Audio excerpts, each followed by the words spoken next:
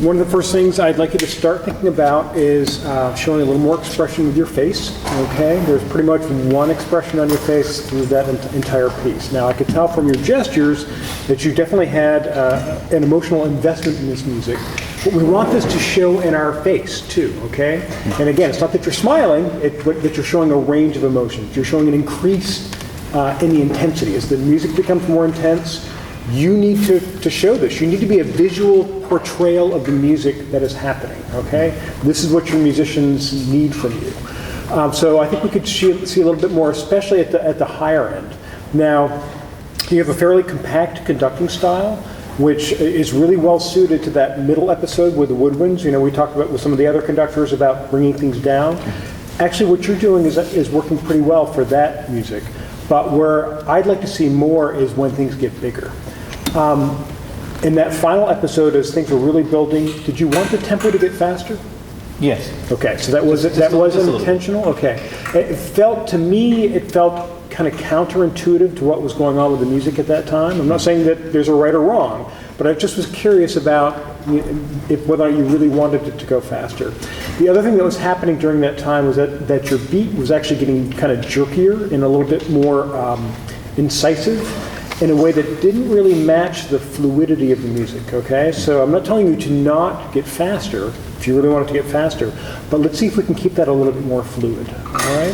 One other thing about Dana's conducting that I noticed, and we may have a little difference of opinion on this issue, but the issue of how much conducting to do during a long note when there's no actual rhythmic activity happening during the note.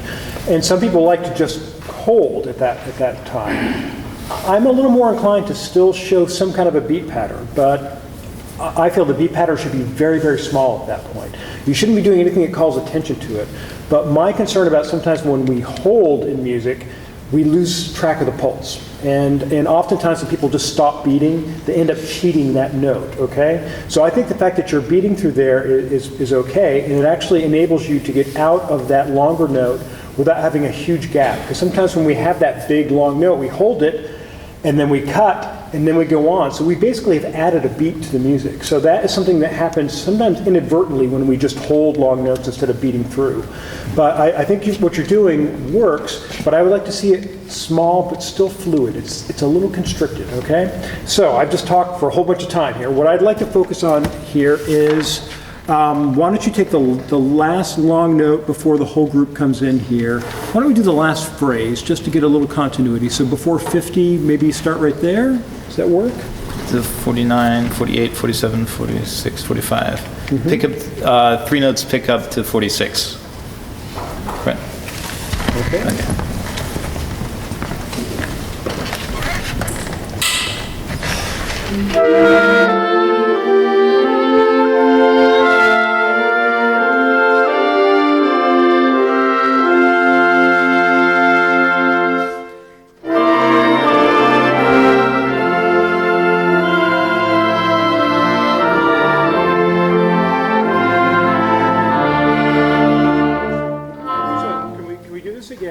And I'm seeing a lot of this kind of jerking. So, ya-dee-da-dee. When I sing that phrase, in my mind's eye, I'm not seeing dee-dee-dee. I'm thinking dee-dee-dee-dee. A very fluid motion, okay? So can you try that again? Same place.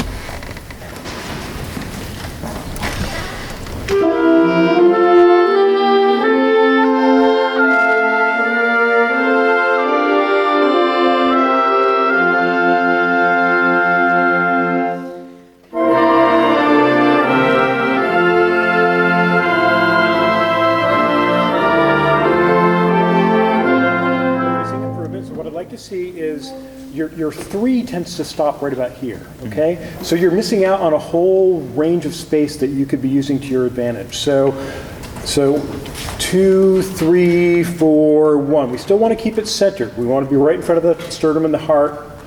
2, 3, but make sure we're using this space over here as well. And before Dr. Belzer was talking about the resistance of sand. I like thinking of a fluid substance. For me, I'm from Vermont, so I always think of maple syrup. You know, I tell my students, think about conducting, if you were in a big tub of maple syrup, how fast could you move? You really couldn't, right? And so when we do that, when we think about moving in that kind of viscous fluid, then suddenly we start to, you become Zorro, right? You know, with a whoosh, whoosh, you know, with a sword. And that's good. You know, we want that, obviously within reason and in time. So 2, 3, 4, 1. So that we're always hitting that kind of ictus point, even though we're not going to click, that kind of center spot at the right time, but that you're moving in a more fluid manner as though you're in a really thick kind of substance. So maple syrup, molasses, whatever floats your boat. Okay, one more time. Chocolate syrup. Sentence?